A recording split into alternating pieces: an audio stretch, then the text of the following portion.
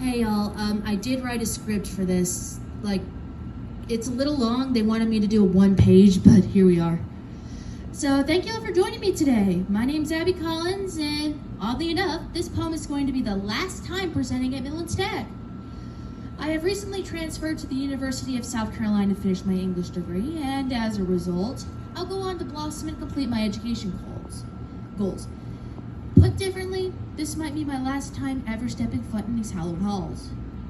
It's fitting that this poem is the last thing I'm going to present as a student here, because it's the one that got me here in the first place. An ode to Dolores Madrigal. It is a poem I first wrote for my alma mater, Spring Valley High School, to vent about certain things. You see, I was diagnosed with autism at a very young age. It's a disability, one that can be mitigated but not cured. At least not without taking out the very essence of what makes me who I am and what makes me human. It's a difficult balance in many aspects, but one part of it is a thing called sensory processing. Basically, a lot of people on the spectrum, as it is colloquially called, have trouble processing too many stimuli from our senses, because we absorb a lot more than the average person.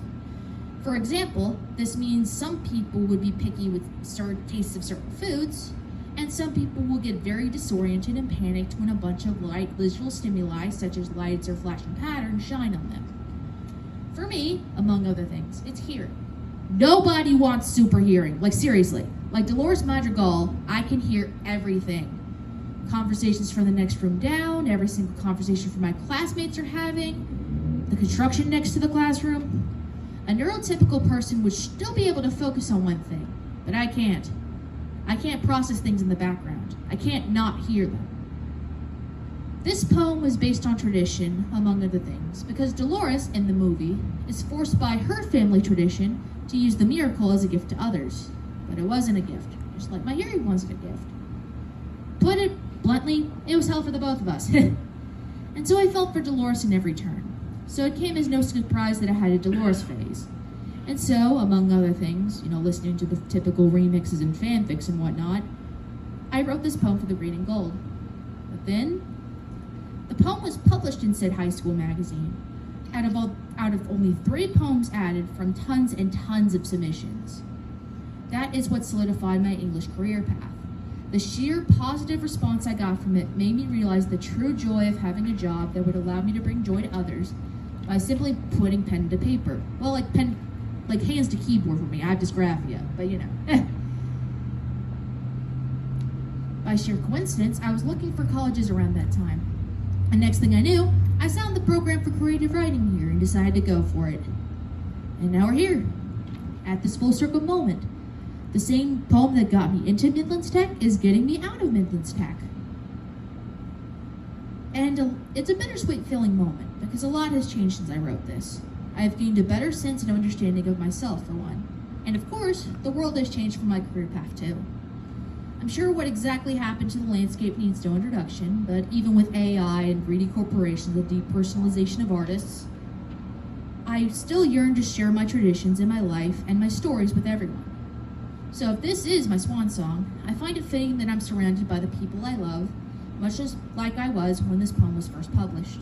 Around the time it was, I was notified that my grandfather had fallen and was sent to the hospital, diagnosed with a stroke.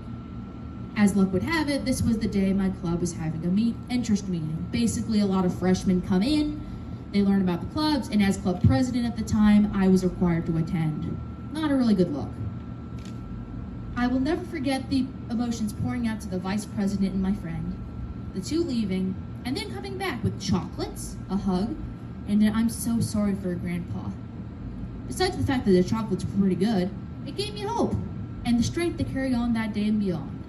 Even when he died a year later, confined to a wheelchair, barely able to speak, and not who he was before in most aspects.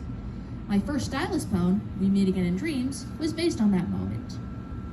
This support system has been repeated many times throughout my life, like atoms forming into molecules, making me who I am and surrounding me in a fortified structure of positivity and hope. A fate, which while one Dolores might not have in her world, I certainly had in mine. So in conclusion, I would like to thank every single one of you. My parents, my teachers, my friends, the English and Humanities Department, those who have been there and who will come into my life eventually. Oh, the wind's... I thank Mrs. King, my preschool teacher, the person who helped me in my childhood to adjust to normal and social life, and teachers like Mrs. Hunt and Green who continued their work and made me the person I was today. I thank Dr. Flint Martin, a teacher here at the school, who helped me come to my decision to go to the University of South Carolina to gain a more steadier career in English. I thank my parents, Mandy and Jeffrey Collins, for fighting for me for no matter what. I thank those who were long left this earth and gave me pieces of myself to add to my heart and make me who I am today. Conversely, I also thank those who have hurt me, who gave me tough skin, and those who gave me the strength to fight. Because thanks to the tradition you passed on to me, I have found my gift. I have found my miracle. And I hope we meet again in dreams. Thank you so much. Read the poem? Oh, you want me to read the poem? Shoot, I didn't bring a copy of it. You I'll can just look to the stage. Okay. Yeah. I see you, Dolores. I have your gift as well. Well, as much as we could call it one. To be honest, hearing everything is more of a curse of sensing every minute detail. A ticking clock, the conversations of the townsfolk, all their anger, all their joy, the beeping and the timer and the tapping of a pencil. All at once, all the time, never ceasing, sleep is our only miracle. Isn't this supposed to be a miracle? Hearing everyone's noises blend into a unison of voices overlapping to the point of overwhelming. For as long as we had this gift is one we'd rather burn. So I see you, Dolores. I have your gift as well. Well, as much as we could call it one.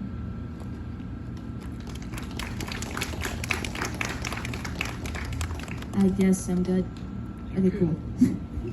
Thank you, everyone. I can't wait to see you guys later.